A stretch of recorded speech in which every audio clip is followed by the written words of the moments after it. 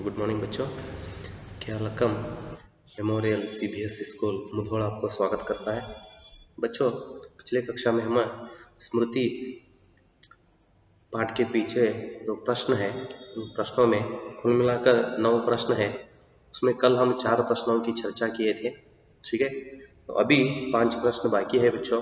आइए आज हम क्या करेंगे, 5 प्रश्नों की उत्तर क्या है चर्चा करेंगे। ठीक है, तो कल हम 4 किए हैं। आज क्या करेंगे बच्चों, 5वां प्रश्न क्या है देखेंगे।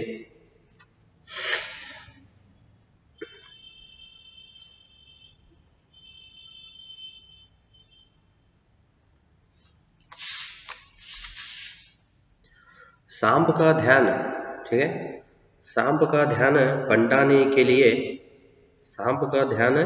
बंटाने के लिए लेखक ने क्या क्या युक्तियां अपनाई।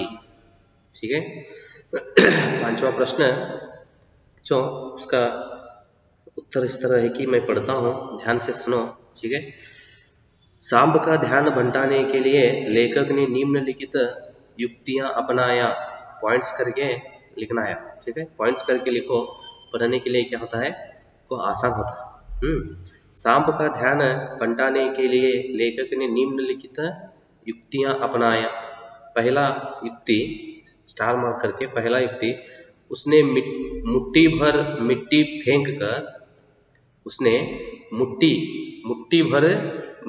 फेंक कर सांप का ध्यान उधर लगा दिया। ये तो क्या है, पहला उपाय। क्या उपाय किया, वही ध्यान उधर लगा दिया, पहला उक्ति। दूसरा, उसने अपने हाथ का प्रहार करने की वजह उसकी तरफ डंडा बढ़ा दिया, जिससे सांप ने सारा विष डंडे पर उगल दिया। देख, ये 2 उक्तियां उन्होंने क्या किया, उधर उपयोग किया। पहला कौन सा है देख लिए, दूसरा और एक बार पढ़ता हूं। हाथ में एक डंडा था, पास एक बड़ा क्या था, एक डंडा था। उसने क्या किया, उसने अपने हाथ का प्रहार करने की बजाय, ठीक है, या उसके अलावा हाथ का प्रहार करने की अलावा उसकी तरफ डंडा बढ़ा दिया, जिससे सांप ने सारा विषय डंडे पर उगल दिया। ठीक है, ये 2 उपाय उन्होंने क्या किया, उधर लेखक जी अपनाए। 5वां प्रश्न हुआ आगे बच्चों। 6वां, कुएं में उतरकर चिट्टियों को निकालने संबंधी साहसिक वर्णन को अपने शब्दों में लिखिए। ठीक है, ये खुद आप ही लिखना पड़ता है। कुएं में उतरकर चिट्टियों को निकालने संबंधी साहसिक वर्णन को अपने शब्दों में लिखिए। चिट्ठी निकालने के लिए लेखक जी जब कुएं में उतर गए, उस समय क्या वह साहसिक कार्य हुआ, उस कार्य के बारे में क्या करना है, अपने शब्दों में आप ही लिखना है। मैं ऐसा ही पढ़ता हूँ। ठीक है, आप ध्यान से सुनकर क्या करना है, आप अपने शब्दों में सोचकर आप भी लिखना है। कुएं में चिट्टियां गिर जाने पर लेखक ने रोना धोना छोड़कर भयानक निर्णय लिया। उसने अपनी और अपने छोटे भाई की 5 धोतियों को एक दूसरे से बांधा।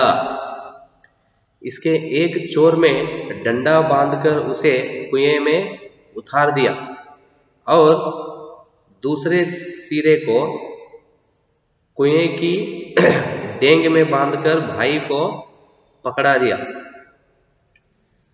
अब उन धोतियों के सहारे लेखक कुएं में उतर गया और कुएं के धरातल से 4-5 गज ऊपर लटक कर सांप को देखने लगा। सांप भी फन फैलाए लेखक की प्रतीक्षा कर रहा था। लेखक ने कुएं की दीवार में पैर जमाकर कुछ मिट्टी गिराई। इससे सांप का ध्यान बंट गया, वह मिट्टी पर मुंह मार बैठा। Full point. इस बीच लेखक ने डंडे से जब चिट्टियां सरकाई तो सांप ने जोरदार प्रहार किया और अपनी शक्ति के प्रमाण स्वरूप डंडे पर 3-4 जगह विषयमन कर दिया है, विषय उगल दिया। इससे लेखक का साहस बढ़ा मतलब ज्यादा हुआ। उसने चिट्टियां उठाने का प्रयास किया तो सांप ने वार किया और डंडे से लिपट गया। इस क्रम में सांप की पूंछ का पिछला भाग लेखक को छू गया। यह देख लेखक ने डंडे को फटक दिया और चिट्टियां उठाकर धोती में बांध दिया, जिन्हें उसके भाई ने ऊपर खींच लिया। अब लेखक ने कुएं की दीवार से कुछ मिट्टी सांप की दाहिनी ओर फेंकी। सांप उस पर झपटा। अब लेखक ने डंडा खींच लिया। लेखक ने मौका देखा और जैसे तैसे हाथों के सहारे सरक कर 36 फुट गहरे कुएं से ऊपर आ गया। ठीक है, ये तो क्या है, तो मेरी विचार में इस तरह मैं क्या किया हूं, लेखक कुएं में उतरकर क्या साहस किया उस कथन के बारे में मैं लिखा हूं। ठीक है, आप क्या करो और एक बार वह कुएं में उतरकर जिस तरह वह साहस कार्य किया, कथन कहाँ आता है पाठ में पढ़ो आप। ठीक है, आप इससे भी ज्यादा अधिक अच्छी तरह से लिख सकते हैं, है ना। अब भी लिखो, नहीं तो क्या करो, अब क्या मैं कहा हूं तो सुनकर, ठीक है, अपने शब्दों को उसमें आप मिलाकर क्या करो, लिख सकते। नेक्स्ट 7वां, इस पाठ को पढ़ने के बाद किन किन बाल सुलभ शरारतों के विषय में पता चलता है। बाल शरारतों मतलब बाल सुलभ शरारतों मतलब छोटे छोटे बच्चे क्या शरारतें करते रहते। ठीक है, तो इनके स्वभाव, ऐसा कौन कौन से स्वभाव आपको पता चलता है, लिखिए, कहते हैं। ठीक है, बालक मतलब बचपन में छोटे बच्चे क्या होते हैं, शरारती ही होते हैं। ठीक है, वे अपने अनेक जो स्वभाव दिखाते हैं तो सभी स्वभाव क्या होते हैं, शरारती से मतलब शरारती होते हैं। सभी बालक मतलब छोटे छोटे हर बच्चे ऐसा ही होते हैं। बालक प्रायः शरारती होते हैं। 7वां प्रश्न का उत्तर बच्चों, बालक प्रायः शरारती होते हैं। उन्हें छेड़छाड़ करने में आनंद मिलता है। छेड़ना मतलब काड़ी सूर होते रहते और पीड़ी सूर घर में देखते रहते हो। भाई बहन हो तो बहुत ज्यादा झगड़ा होता रहता है। ठीक है, चिढ़ाना, भाई बहन को चिढ़ाता रहता है, बहन भाई को चिढ़ाता रहता है। तो इस तरह दोनों के बीच में दिन में 3-4 बार झगड़ा होता रहता है। छेड़छाड़ मतलब चिढ़ाना। उन्हें मतलब बालक प्रायः शरारती होते हैं। उन्हें छेड़छाड़ करने में आनंद मिलता है। यदि उनकी छेड़छाड़ से कोई हलचल होती तो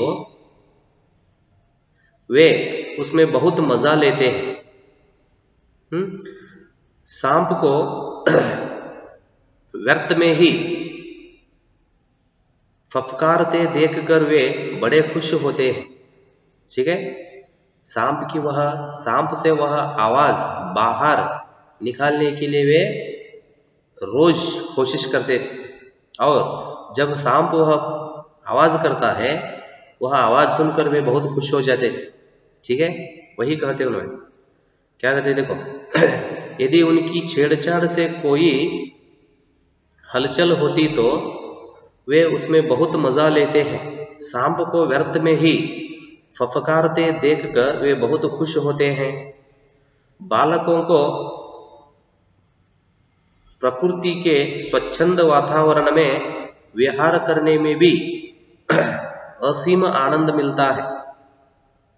वे जरबेरी के बेरे तोड़ तोड़ कर खाते हैं तथा मन में आनंदित होते हैं। वे आम के पेड़ पर चढ़कर डंडे से आम तोड़कर खाने में खूब आनंद लेते हैं। ठीक है, इस तरह अनेक विषयों के बारे में इस पाठ से हमें क्या होता है, बालकों की जो शरारतें होती है उन्हें हम क्या करते हैं, इस पाठ से समझ लेते हैं।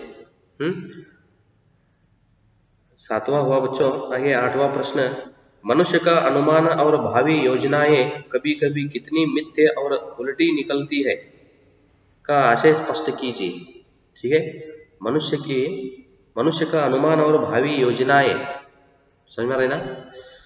कभी कभी कितनी मिथ्य और उल्टी, मतलब जो मनुष्य पहले लेखक जी क्या किए थे, ऊपर अनेक योजनाएं तैयार करते हुए कुएं में उतर गए। जब उन्होंने उतर गए तब वे क्या हुए, सभी मिथ्या मतलब झूठ हो गए। मिथ्या मतलब झूठ, ठीक है, और वे उल्टी हो गए, विलोम अपोजिट। ठीक है, इस कथन का आप स्पष्ट कीजिए। ठीक है, प्रश्न देते हैं उन्हें, देखेंगे बच्चों।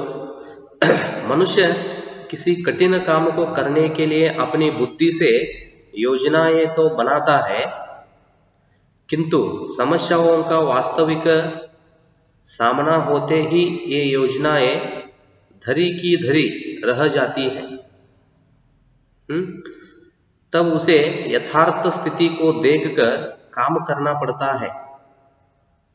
इस पाठ में लेखक ने सोचा था कि कुएं में उतरकर वह डंडे से सांप को मार देगा और चिट्टियां उठा लेगा, परंतु कुएं का कम व्यास देखकर उसे लगा कि यहां तो डंडा चलाया ही नहीं जा सकता है। उसने जब सांप को फन फैलाए अपनी प्रतीक्षा करते पाया तो सांप को मारने की योजना उसे एकदम मिथ्य और उल्टी लगने लगी। ठीक है, तो इस तरह क्या होता है, तो इस घटन का आशय है बच्चों। तो चाहे तो मैं और एक बार आपको समझाता हूं, देख लो ठीक तरह से। मनुष्य किसी कठिन काम को करने के लिए अपनी बुद्धि से योजनाएं तो बनाता है, किंतु समस्याओं का वास्तविक सामना होते ही ये योजनाएं धरी धरी रह जाती हैं। तब उसे उसे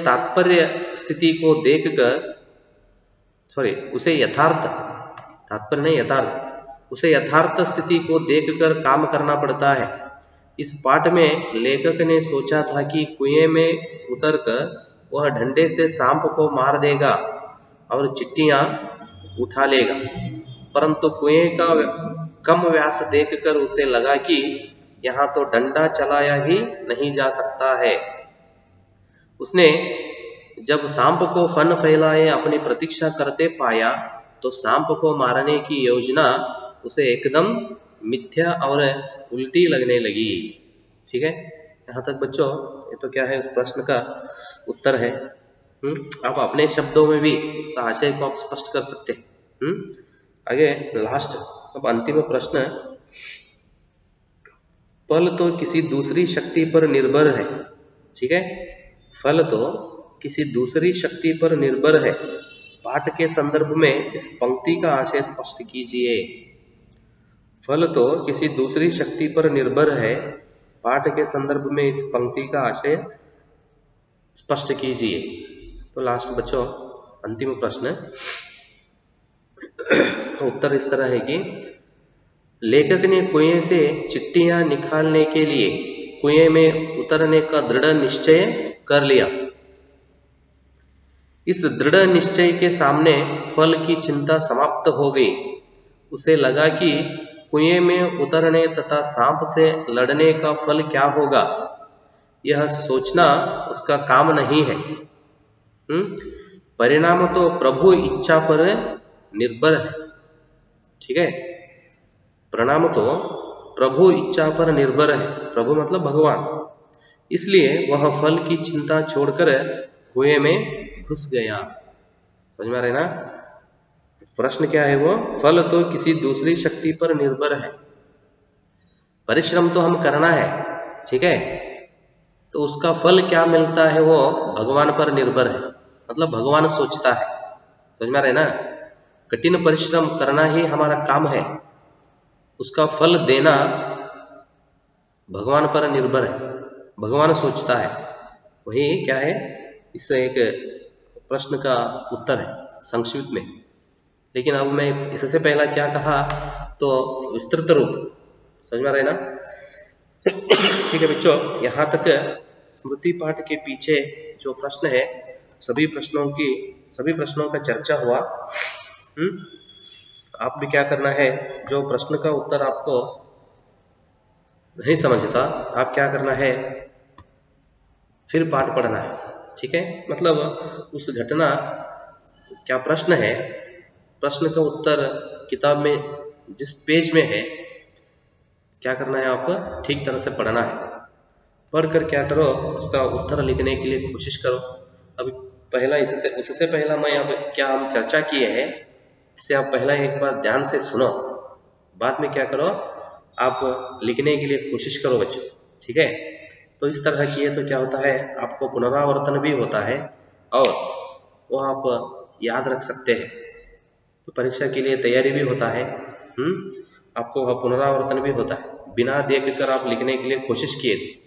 अब क्या चर्चा हुआ है वो विषय सुनो, आप सुनकर क्या करो, आप बिना देख कर लिखने के लिए कोशिश करो, उससे आपको क्या होता है वो पुनरावर्तन होता है। ठीक है बच्चों, यहाँ तक क्या हुआ संचयन भाग 1 में, ठीक है, आपका किताब संचयन भाग 1 में हम 2 पार्ट देख लिए हैं, पहला गिल्लू और दूसरा स्मृति।